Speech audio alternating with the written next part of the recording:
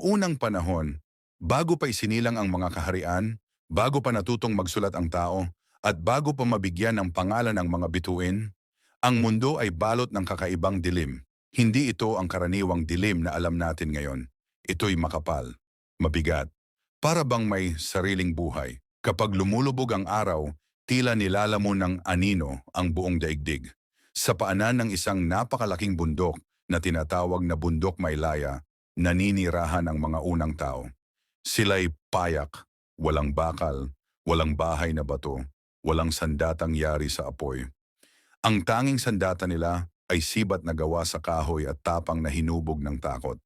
Sa umaga sila'y nangangaso, nangangalap ng prutas, umiinom sa malinaw na batis. Ngunit pagsapit ng gabi, nag-iiba ang mundo. Mula sa kailaliman ng kagubatan, lumalabas ang mga nilalang na hindi maipaliwanag. Mga matang kumikislap sa dilim, mga aninong gumagalaw kahit walang katawan. May mga sigaw na hindi alam kung tao ba o hayop. Marami na ang nawala. Marami na ang hindi na muling nasilayan ang pagsikat ng araw. At sa gitna ng takot na iyon, may isang binatang hindi mapakali. Ang kanyang pangalan ay Aruan. Si Aruan ay hindi ang pinakamalakas, hindi rin siya ang pinuno. Ngunit iba ang kanyang mata, hindi ito mata ng takot. Mata ito ng tanong. Isang gabi, habang ang kanilang tribo ay nagsisiksikan sa loob ng kuweba, naririnig ang alulong sa labas, nagsalita siya. Hanggang kailan tayo magtatago? Napatingin sa kanya ang matatanda. Ganito ang mundo, sagot ng pinakamatandang babae. Ang dilim ay hindi para sa tao. Ngunit hindi nasiyahan si Aruan. Madalas niyang titigan ang bundok Maylaya. Sa tuktok nito, tuwing gabi may nakikitang kakaibang liwanag. Parang bituin, ngunit mas malaki. Hindi kumikislap, kundi naglalagablab.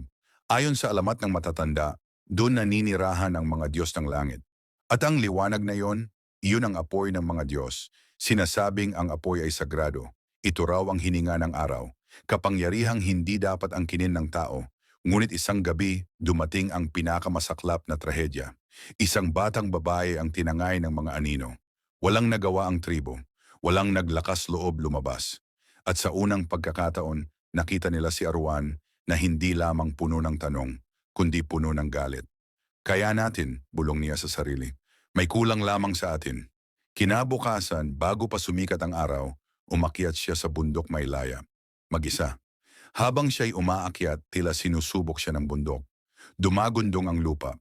Humampas ang napakalakas na hangin. May mga batong gumuguho sa bawat hakbang.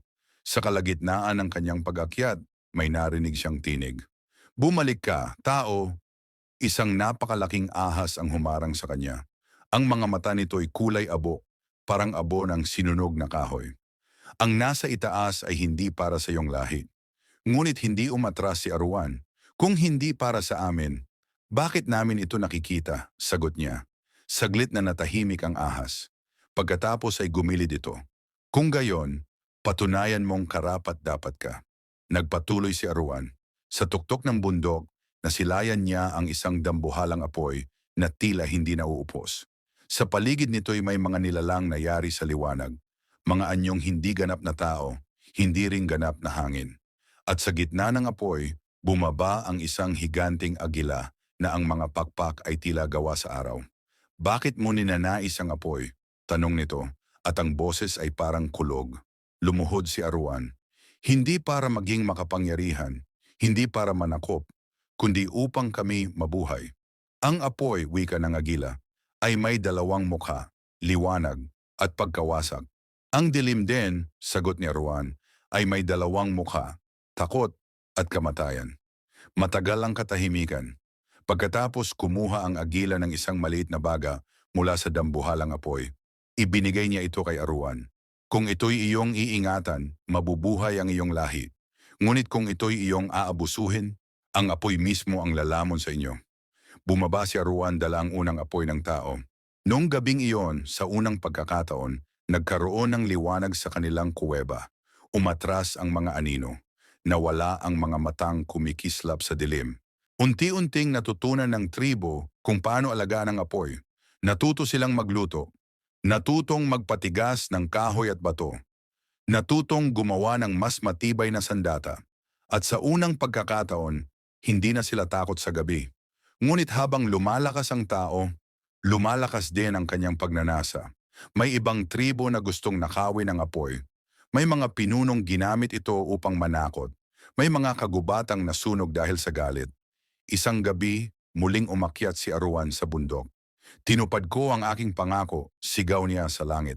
Ngunit hindi lahat ay marunong gumamit ng liwanag. Sumagot ang kulog at tumama ang kidlat sa tuktok ng bundok. Mula noon ang apoy ay hindi na basta ibinibigay. Kailangan itong likhain sa pamamagitan ng bato at tiyaga bilang paalala na ang kapangyarihan ay hindi regalo. Ito'y responsibilidad at sinasabi ng matatanda, sa tuwing tayo'y magsisindi ng apoy, sa kalan, sa kandila, o sa gitna ng kagubatan, naroon pa rin ang munting bahagi ng apoy ng mga Diyos. At sa bawat liwanag na iyon, nabubuhay ang alaala ni Arwan, ang unang taong nangahas magdala ng liwanag sa mundo.